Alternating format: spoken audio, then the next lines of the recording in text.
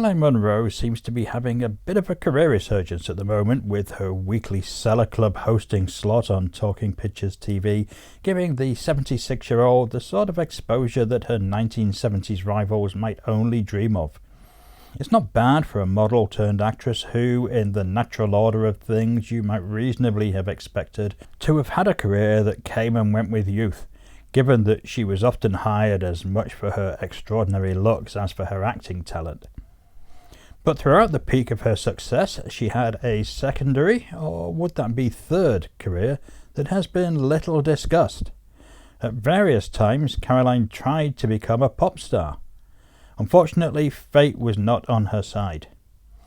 This is The Overlooked Hotel, and this is the story of the musical recordings of a British cult movie queen.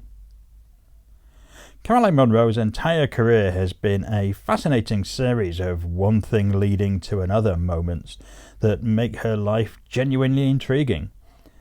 The face to go with this outfit belongs to model Caroline Munro. It's just been voted the face of 1966 out of 700 girls who competed for the title, sponsored by the Evening News. We think it's a great face, but really a continuation of 1965. There's a definite touch of the Shrimptons about it. Virtually no makeup except round the eyes, emphasis here on the lower lashes. Hair is its own browny colour and worn in the style of around the 1900s. As a model, she was hailed as the face of 1966 and became the poster girl for Lamb's Navy Rum for a decade, continuing long after she started making movies and appearing in press ads and on billboards, squeezed into bikinis and wetsuits, looking suitably sultry and domineering. Much like another 70s icon, Valerie Leon, Munro quickly perfected a steely gaze that intimidated men as much as it aroused them. Again, like Leon, she refused to appear topless, showing everything but the nipple, as Leon once said, but was still hired by Hammer Films, who by the 1970s very much wanted all its starlets to disrobe on screen, to star in a couple of movies, even though her acting experience at this point was minimal, and there must have been other, more compliant models around. Of course, Hammer producers did their best to persuade her to disrobe on the sets of Dracula AD 1972 and Captain Cronus Vampire Hunter, but she resisted. Her film career then went from Hammer to playing the female lead in family entertainment fantasy romps The Golden Voyage of Sinbad and At the Earth's Core, did bits of TV guest starring and work on commercials, and then became a Bond girl in The Spy Who Loved Me, which for more mainstream film critics remains the height of her career, even though it was a small part and supporting roles in Bond movies did not generally lead to substantial careers, and most notably where she was dubbed by someone else. Not for the first or last time, though this happened a lot in the 1970s and shouldn't necessarily be taken as a comment on her acting ability. The films that use her own voice have performances just as effective as those where she's dubbed. She then landed the role of Stella Star in the high-camp Italian space opera Star Crash, which proved to be an unexpected global hit. Funnily enough, Italian Star Wars knockoffs were a popular next step for cast members of The Spy Who Loved Me, with Barbara Bach and Richard Kiel both appearing in The Humanoid. Star Crash co-star Joe Spinell then brought her in as the star of his bleak, bloody psycho film Maniac in 1980, which in turn led to a curious career shift as the star of splattery slasher movies and Euro horror from the likes of Jess Franco and Paul Naschy during the 1980s. Even more weirdly, while she was making these films, she was also working as a hostess on the game show 321 and popping up as decoration in music videos by Adamant and Meatloaf. The 1990s were lean years, but her status as a horror legend has kept her working on films you've never heard of throughout the next 2 decades. Everyone says that she's genuinely lovely, and she certainly seemed to be on the one occasion that I met her. But there's a side to Munro's career that has seemingly slipped through the cracks. In a different world, Caroline Munro could have become a pop star, as she had several unexpected turns in the music industry. And I don't just mean as the cover star for Hot Hits compilations. Now, it wasn't unusual for models and little-known or even well-known actors to take a stab at pop stardom in the 1960s with the odd 45, but Munro was both quietly persistent and oddly prolific.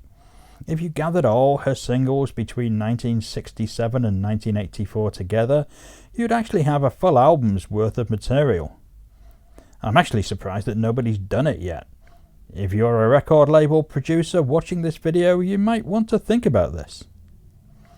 And by luck as much as design, she found herself working alongside some strange musical heavyweights on a few of these projects.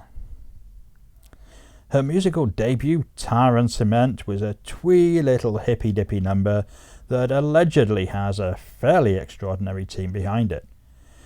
Based on an Italian hit, it was produced and arranged by Mark Wirtz, the mad genius behind the ill-fated and ambitious teenage opera project and lots of bubblegum classics, while the backing band allegedly featured all the members of Cream and Steve Howe.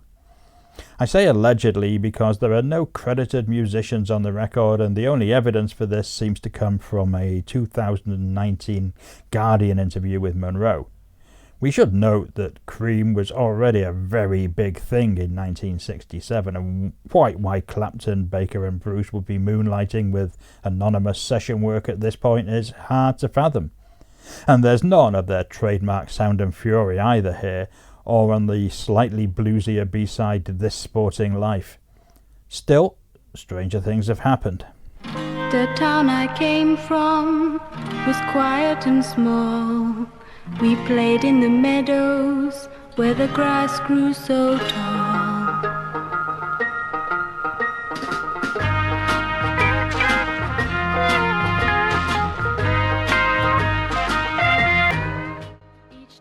Tar and Cement was released by Columbia Records, not exactly a small indie concern, so there was clearly some seriousness of ambition here. But it was not a hit, and Munro's recording career ground to a halt. And that might well have been it, but no. In 1970, she married Judd Hamilton, who had been a not especially successful pop star in America since the start of the 1960s, most notably as a member of the surf band The T-Bones. His musical doings seems to have reignited the spark in Munro, even though by this time her acting career was arguably at its peak. Between 1975 and 1977, the couple released 4 singles as either Judd Hamilton and Caroline Munro, Hamilton and Munro, or Judd and Miss Munro, which rather hints at the idea that they were constantly tweaking in the hope that something might work. The married couple performing MOR pop idea had been quite successful in the 1970s with the likes of Peters and Lee and Captain and Tennille, so you can see where they were coming from. Play the songs that made us wanna fall in love. The melodies and memories we're thinking of. Remember when a touch was such a magic thrill. Take our breath away, you know you always will. Come softly, darling, come to me, stay. You're my obsession forever. Notably, Hamilton takes the lead on these songs, and I rather suspect that the whole thing was very much his idea, even though Munro wrote one B-side track, Where Does the Love Go? It probably goes without saying that none of these records was successful either musically or commercially. Hamilton and Munro divorced in 1982, just as he was moving into the role as her movie producer and screenwriter with the unsuccessful slasher film The Last Horror Film, that again co-starred his wife with Joe Spinell, and that might have been the end of her musical endeavours, you think. But once again, no. There will be one more ambitious and unusual stab at the pop charts. Somehow or other, she was signed to Gary Newman's Numa record label, and in 1985 she recorded Pump Me Up, which is a duet of sorts between the two stars, Newman's vocals perhaps being rather stronger in the mix.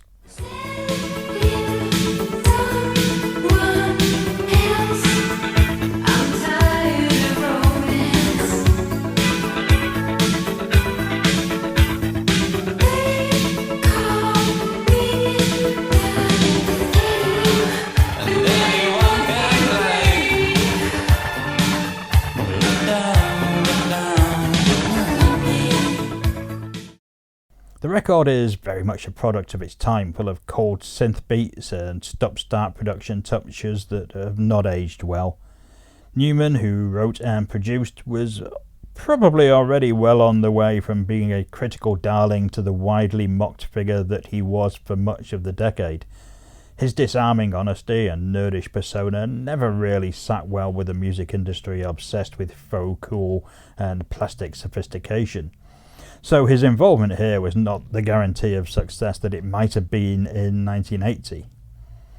Presumably Newman was a fan of Munro's movie work. That makes sense.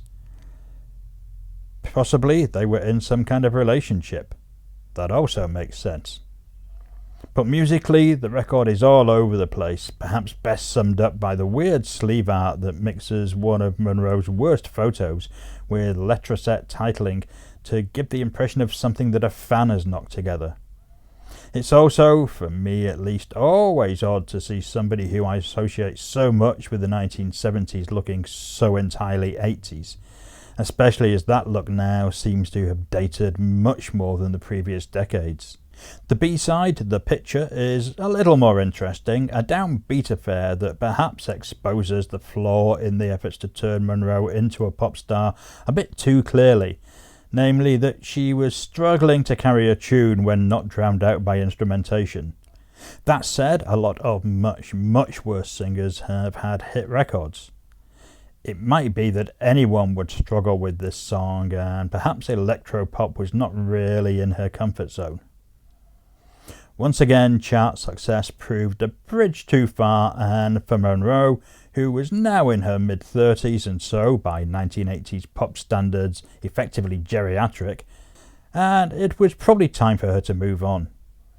Had any of these records hit home, and Tar and Cement seems to be the track most likely, then who knows where her career would have taken her.